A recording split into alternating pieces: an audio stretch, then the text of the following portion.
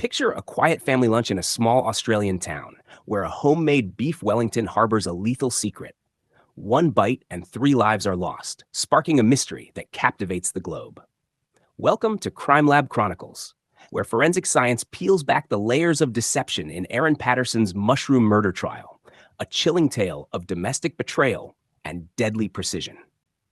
Don't forget to like, share, and subscribe to stay updated on the darkest true crime stories science can solve.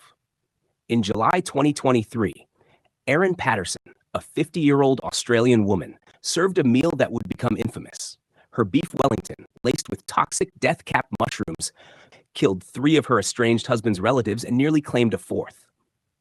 After a gripping trial in Morwell, Victoria, Patterson was convicted on July 7, 2025, of 3 counts of murder and 1 count of attempted murder. This essay explores the forensic science that unraveled the case, the legal battles that defined it, the ethical questions it raises, and its resonance in popular culture, all through the lens of Crime Lab Chronicles. Forensic science, unmasking the lethal meal. Welcome to Crime Lab Chronicles, where microscopic evidence speaks louder than words. The Erin Patterson case relied heavily on forensic science, particularly toxicology and trace evidence analysis, to prove the presence of death cap mushrooms, Amanita phalloides, in the fatal meal. Death caps are among the deadliest fungi, causing rapid liver and kidney failure. Toxicologists analyzed biological samples from the victims, Don and Gail Patterson, Heather Wilkinson, and the surviving Ian Wilkinson, to confirm the presence of amatoxins, the mushroom's lethal compounds. The investigation intensified when a doctor treating Patterson at a local hospital grew suspicious. 2 days after the lunch, Patterson claimed she was also ill, but discharged herself against medical advice, raising red flags. Forensic teams later discovered traces of death cap mushrooms in a dehydrator.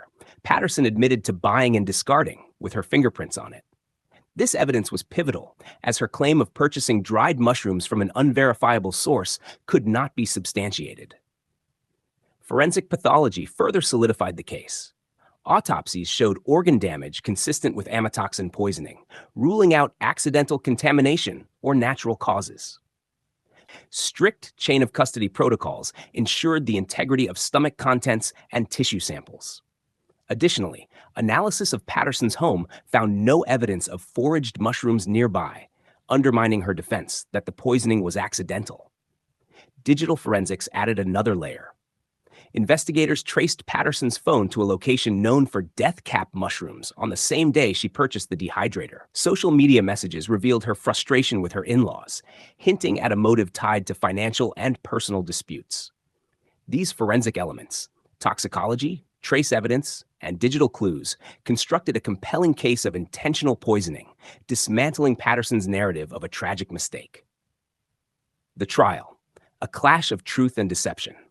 Welcome back to Crime Lab Chronicles, where the courtroom becomes a battleground for justice.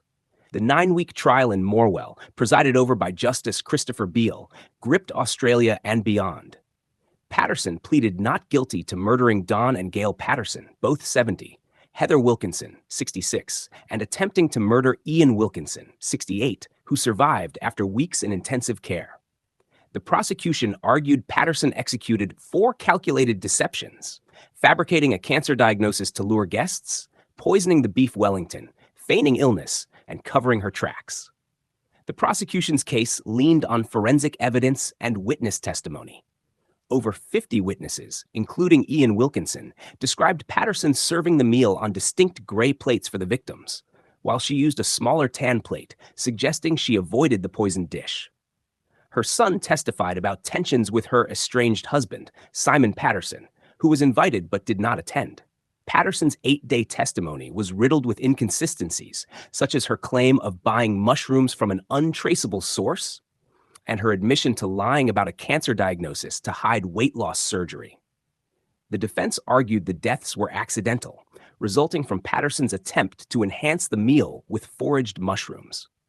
They claimed her lies to police stemmed from panic, particularly after Child Protection Services contacted her, fearing her children might be taken.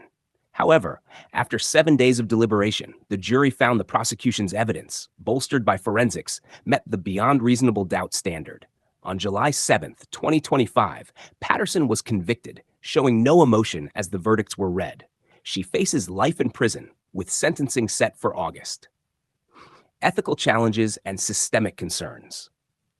The Patterson case exposes ethical complexities in forensic science and justice. Welcome to the sobering side of Crime Lab Chronicles, where precision meets human fallibility. One ethical concern is the reliability of forensic evidence.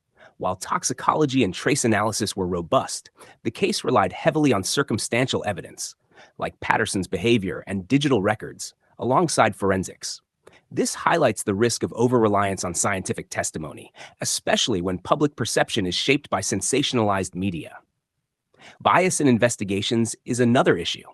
Patterson's quick hospital discharge and disposal of the dehydrator fueled suspicions, but early assumptions of guilt could have skewed the investigation. A doctor's testimony about her reluctance to inform her children of potential poisoning risks further cast her as deceptive, potentially swaying jurors. This underscores the need for objective protocols to avoid confirmation bias. Privacy concerns also emerged. The use of Patterson's social media messages and phone data in court raises questions about digital surveillance and consent. Additionally, post-conviction allegations that Patterson tampered with prison food, causing another inmate's illness, highlight ethical dilemmas about her treatment in custody and the credibility of such claims without solid evidence. These accusations risk sensationalizing an already high-profile case. Systemic issues, like resource strain, also surface. The global attention on Patterson's trial overwhelmed Morwell's small court system, with media and true crime enthusiasts flooding the town. This highlights disparities in how high-profile cases consume resources, potentially delaying justice in less publicized cases, such as unprocessed evidence in underfunded labs. Cultural resonance and public fascination. Welcome to Crime Lab Chronicles, where a single meal becomes a global phenomenon. The Patterson case, often compared to Australia's most notorious crime stories, captured worldwide attention.